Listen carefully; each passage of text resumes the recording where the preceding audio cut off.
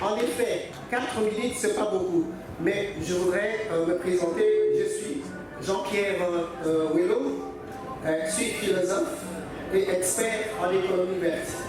Mais je suis du territoire de DTC. Mais je ne sais pas si vous connaissez ce territoire-là. DTC. Ah non, non, non. Bon, ok. Pour quelle raison? Parce que le conseiller principal du chef de l'État a dit que le grand équateur riche, il y a même un produit, c'est le pétrole. En fait, c'est à DTC que la société Remuna a fait la prospection pour le bassin pétrolier qui se trouve dans la cuvette centrale. Voilà. La cuvette centrale est là, oui. Donc la cuvette centrale qui comprend pratiquement les centres du Congo contient non seulement le pétrole, mais regorge 100 millions d'hectares de forêts intactes, humides, tropicales. Alors, j'ai entendu l'honorable député de Mokoto se plaindre et dire que le Congo-Brazzaville a le leadership. Donc, le Congo-Brazzaville, c'est sur le fond bleu, c'est-à-dire l'eau.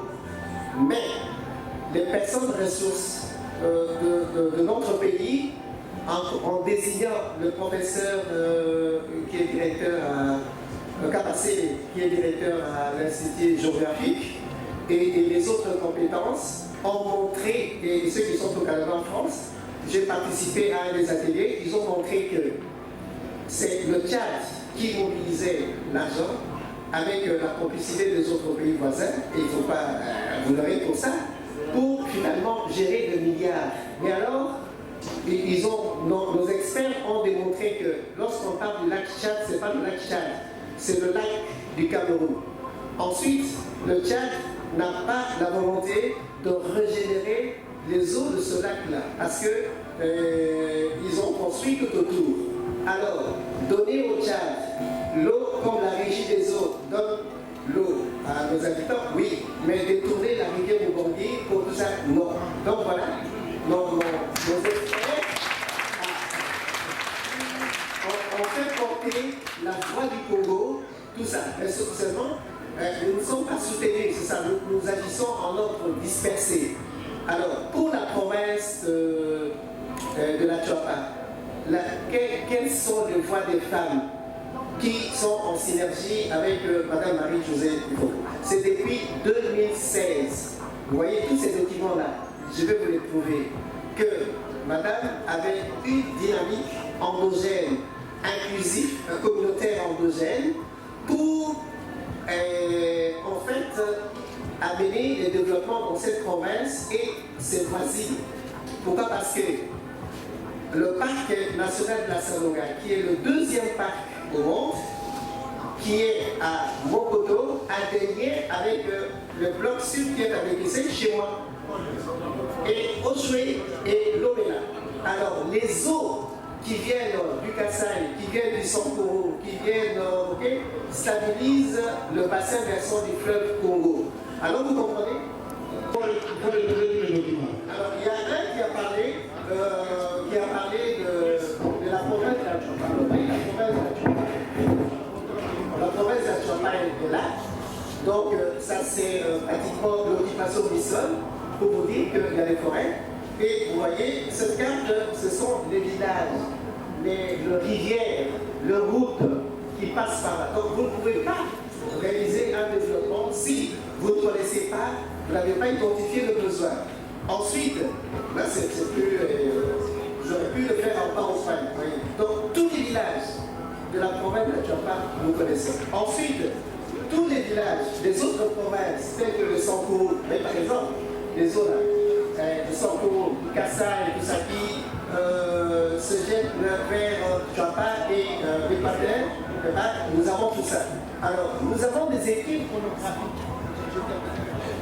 Vous savez que statistiquement, donc lorsque vous parlez des forêts ou des questions d'environnement, environnement, forêt, eau, biodiversité, etc., c'est la province de Tchouapa qui regorge les personnes ressources Donc, en termes de Jean-Pierre Boto qui est au Canada, et l'OMA, voilà, et l'OMA a même publié les ressources naturelles de la Tchopa. Alors, même les coltans, donc la grande réserve des coltans se trouve à la province de la Tchopa. Ah ben oui, c'est ça. Excusez-moi, donc voilà. Alors je termine en vous disant ceci. M'accorder 4 minutes, vraiment, c'est peu. Alors, vous voyez, donc, excusez-moi. Et nous sommes 26 provinces. Mais sachez qu'au départ, nous étions 11 provinces. En fonction de quoi? En fonction du taux d'ensoleillement que le Belge avait fait le découpage de nos provinces et en fonction des ressources minérales. Donc aujourd'hui, le Grand Équateur a des liens, même dans le découpage actuel, c'est un espace culturel, c'est un espace écologique, c'est un espace de développement en lien avec les autres provinces. On ne peut pas parler du Tchapa sans parler des autres provinces. On ne peut pas parler, etc. Alors donc voilà, le fruit du travail, ce fruit-là, c'est que actuellement, notre panel technique d'experts qui connaissent la réalité a été constitué et tout. Alors, madame, le message de madame, c'est en 2 points. Madame a dit, voilà, le thème, parce que depuis 2016, le thème d'aujourd'hui, c'est un thème unitaire pour toutes les provinces, autrefois des grands. Okay. Le deuxième message est que c'est aussi un thème de soutien au chef de l'État. Pour quelle raison? Parce que ça rejoint. Est-ce qu'on peut applaudir pour notre expert? Merci beaucoup. Merci.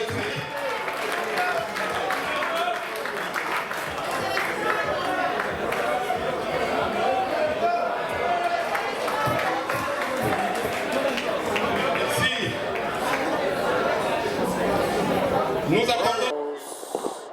C'est se conjuguer le verbe au présent par rapport à la dynamique créée par les chefs de l'État, celle qui consiste à mettre tous les Congolais ensemble afin que les bras et les jambes puissent fonctionner afin d'amener le développement. Nous sommes pendant le paradigme de l'union sacrée. Il faudra que chaque province, les gens se mettent debout afin de participer à apporter leur contribution. Voilà ce que je peux dire. La chance qu'on donne à l'union sacrée, c'est d'abord la foi. Que tous les Congolais ils se réveillent, c'est comme les tests parlementaires à l'époque. Ils ont pris conscience et ils ont dit fini et ils ont fait ce qu'on appelle la rupture avec le passé. Aujourd'hui, tout le monde le voit, le Parlement est totalement debout, le Sénat aussi. C'est la rupture avec le passé. Cette volonté-là, c'est celle-là qui va déterminer le reste. Il y a 4 axes. Le premier axe, c'est la bonne gouvernance. Et dans la bonne gouvernance, il y a le pilier 6 qui, en définitive, circonscrit les contours de la lutte contre la corruption et le détournement de deniers publics. C'est-à-dire que quand on est intègre, justement, on ne rentre pas dans la corruption et les détournements des deniers publics.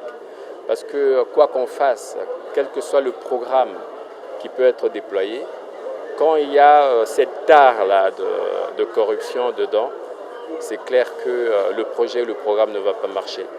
C'est comme cela que dans les valeurs fondamentales que nous avons préconisées pour le développement ou le progrès au niveau du Grand Équateur, on devrait prendre 3 grands principes. L'intégrité, le professionnalisme et le respect de la diversité. Ils sont là. Actuellement, il y a un nouveau leadership. Il y a un programme du chef. Nous avons non seulement les ressources de cette province-là, les ressources, disons, halieutiques, les ressources minières, les ressources agricoles sont là. Les ressources humaines sont là. On a une jeunesse qui est pleine de force. Maintenant, ce qu'il faut faire, c'est suivre cette vision du chef. Le chef de l'État, notre président de la République, qui a une vision claire pour le développement de cette nation. doit être suivi par la jeunesse du Grand Équateur et par les cadres du Grand Équateur. Donc je pense que nous sommes appelés à un décollage économique. Oui, c'est clair que d'abord c'est le respect des gestes barrières. Vous avez parlé de masques, donc les gens doivent s'habituer à porter le masque, surtout dans les milieux clos, et à respecter une distance d'au moins 1 mètre ou 2 quand on est assis quelque part ou on est en train de parler. Respecter aussi les mesures actuelles, le couvre-feu et tout le reste.